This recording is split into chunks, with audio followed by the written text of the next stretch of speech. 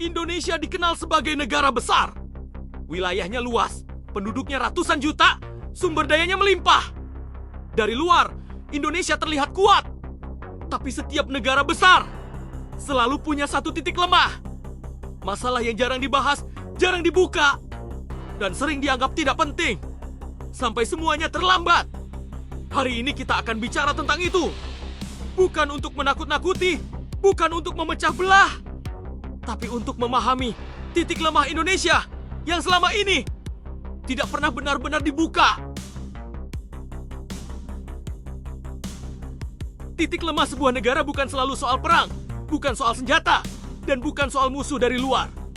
Banyak negara runtuh bukan karena diserang, tapi karena rapuh dari dalam. Titik lemah adalah bagian negara yang terlihat normal di permukaan, tapi menyimpan tekanan di bawahnya. Bisa berupa ketimpangan yang dibiarkan, jarak antara rakyat dan pengambil keputusan, atau wilayah yang lama merasa tidak benar-benar didengar. Di peta, semuanya terlihat sama, semua wilayah berwarna satu. Tapi di kehidupan nyata, rasa memiliki tidak selalu merata. Dan disitulah titik lemah mulai terbentuk. Bukan saat perbedaan muncul, tapi saat perbedaan itu tidak pernah diakui. Karena negara tidak runtuh saat warganya berbeda. Negara runtuh saat warganya merasa tidak lagi dianggap bagian. Inilah yang dimaksud dengan titik lemah sebuah negara.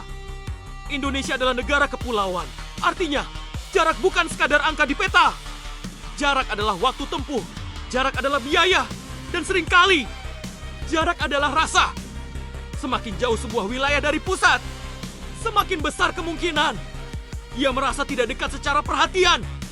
Kebijakan dibuat di satu titik, tapi dampaknya dirasakan ribuan kilometer jauhnya. Di atas kertas, semuanya sama. Tapi di lapangan, akses tidak pernah benar-benar setara. Ada daerah yang mudah dijangkau. Ada yang butuh perjuangan hanya untuk didengar. Ketika jarak terus dibiarkan, ia berubah menjadi keterlambatan. Dan keterlambatan pelan-pelan berubah menjadi kekecewaan. Inilah musuh yang tidak terlihat. Bukan senjata, bukan ancaman asing, tapi jarak yang terlalu lama, tidak dijembatani. Indonesia dikenal kaya, tanahnya subur, lautnya luas, isi perut buminya melimpah. Tapi anehnya, tidak semua yang hidup di atas kekayaan itu ikut merasakannya. Ada wilayah dengan tambang besar, hutan luas, dan laut bernilai triliunan. Tapi di sana pula, jalan rusak, sekolah terbatas, dan layanan dasar tertinggal. Kekayaan diangkut keluar, nilai ditentukan dari jauh.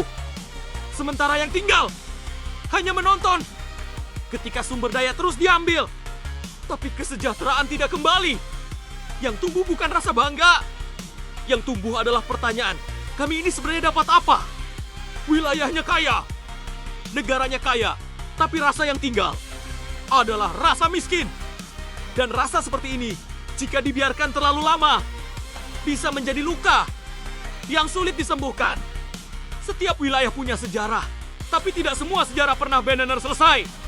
Ada luka lama yang hanya ditutup, bukan disembuhkan. Konflik masa lalu, operasi keamanan, janji-janji pembangunan yang datang terlambat atau tidak pernah tiba. Bagi pusat, itu mungkin dianggap bab lama yang sudah ditutup. Tapi bagi yang mengalami langsung, ingatan tidak pernah pensiun.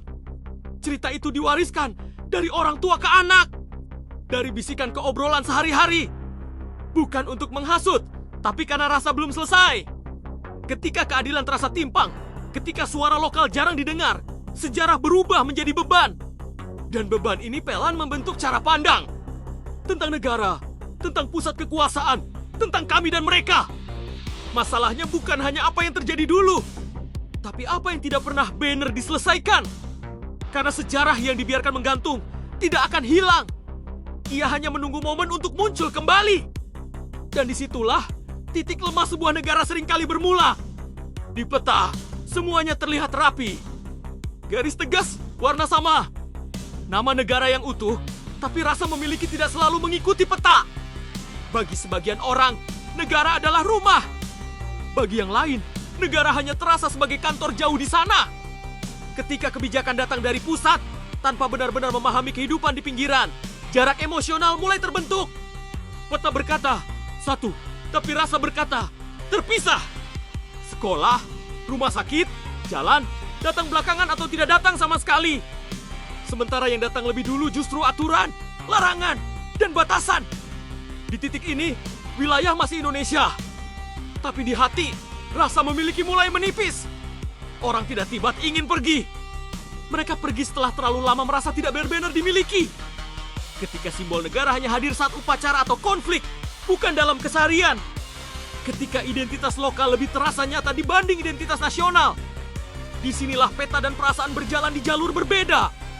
Dan selama jurang ini dibiarkan, garis di peta akan selalu lebih kuat daripada rasa di hati. Padahal, negara bukan sekadar wilayah, tapi tentang siapa yang merasa ikut memiliki. Kadang, titik lemah terbesar sebuah negara bukan senjata, bukan ekonomi, bukan musuh dari luar. Tapi, diam terlalu lama, diam saat suara kecil mulai berbisik, diam saat keluhan dianggap remeh, diam saat luka disebut berlebihan, awalnya hanya keluhan pelan, lalu menjadi obrolan di warung, lalu berubah jadi bisik kolektif, dan suatu hari menjadi teriakan. Masalahnya, negara sering baru mendengar saat suara itu sudah terlalu keras. Ketika dialog diganti laporan, ketika empati diganti statistik, ketika manusia direduksi jadi angka, diam bukan berarti tenang. Diam seringkali berarti menumpuk. Setiap ketidakadilan yang tidak dijawab menjadi arsip kemarahan. Setiap aspirasi yang tidak direspons menjadi catatan ingatan kolektif. Dan ingatan kolektif tidak pernah benar-benar lupa. Yang berbahaya bukan kritik. Yang berbahaya adalah kritik yang tidak pernah diberi ruang. Karena ketika ruang bicara ditutup, ruang kecurigaan terbuka. Dan di ruang itu, narasi ekstrem tumbuh subur. Bukan karena orang ingin melawan, tapi karena mereka ingin didengar.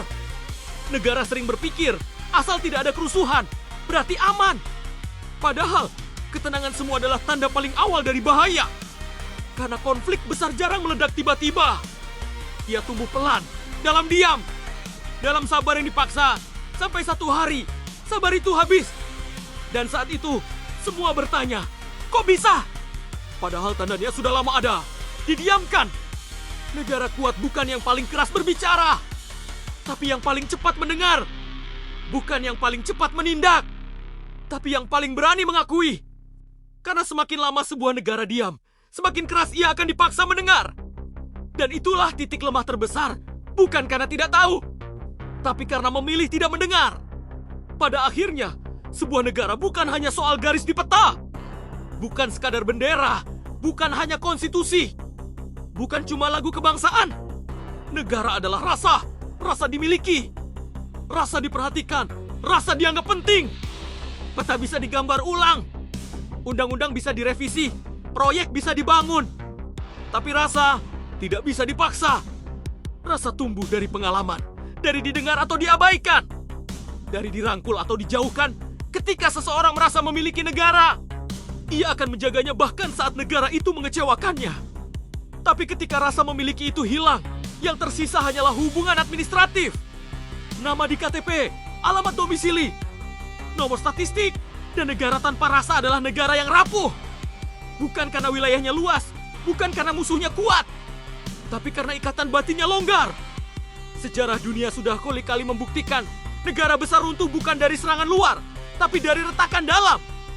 Retakan yang diabaikan, retakan yang dianggap sepele, retakan yang ditutup cat agar terlihat baik-baik saja. Padahal retakan tidak pernah benar-benar hilang, ia hanya menunggu waktu. Indonesia hari ini bukan tentang akan pecah atau tidak, tapi tentang seberapa cepat kita mau belajar. Belajar mendengar tanpa defensif, belajar melihat tanpa curiga, belajar merangkul tanpa syarat, karena persatuan bukan hasil paksaan. Ia adalah keputusan kolektif untuk tetap tinggal bersama. Dan keputusan itu harus diperbarui setiap hari. Lewat keadilan, lewat dialog, lewat keberanian mengakui salah. Mungkin titik lemah terbesar sebuah negara bukan terletak pada wilayah rawan, tapi pada kemauan untuk merawat rasa memiliki. Karena selama rakyat masih merasa, ini rumah kami, negara akan bertahan. Bukan karena takut kehilangan, tapi karena memilih untuk menjaga. Indonesia tidak dijaga oleh peta, ia dijaga oleh rasa. Dan selama rasa itu hidup, Indonesia akan tetap utuh. Kalau kamu bertahan sampai titik ini, berarti kamu peduli. Dan kalau kamu peduli, jangan biarkan obrolan ini berhenti di video. Tulis pendapat kamu di kolom komentar. Menurut kamu, apa titik lemah terbesar Indonesia hari ini? Apakah jarak? Apakah sejarah? Atau justru karena kita terlalu lama diam? Tidak harus setuju. Beda pandangan itu sehat. Yang penting, kita berani bicara. Like video ini bukan cuma sebagai dukungan ke channel ini, tapi sebagai tanda bahwa topik seperti ini penting untuk dibahas. Subscribe ke Aku Peta, karena di sini kita tidak cuma melihat peta. Kita membedah makna di baliknya. Kita membicarakan hal-hal yang sering dilewati begitu saja. Dan kita belajar melihat Indonesia bukan sebagai wilayah, tapi sebagai rumah bersama. Sampai jumpa di video selanjutnya.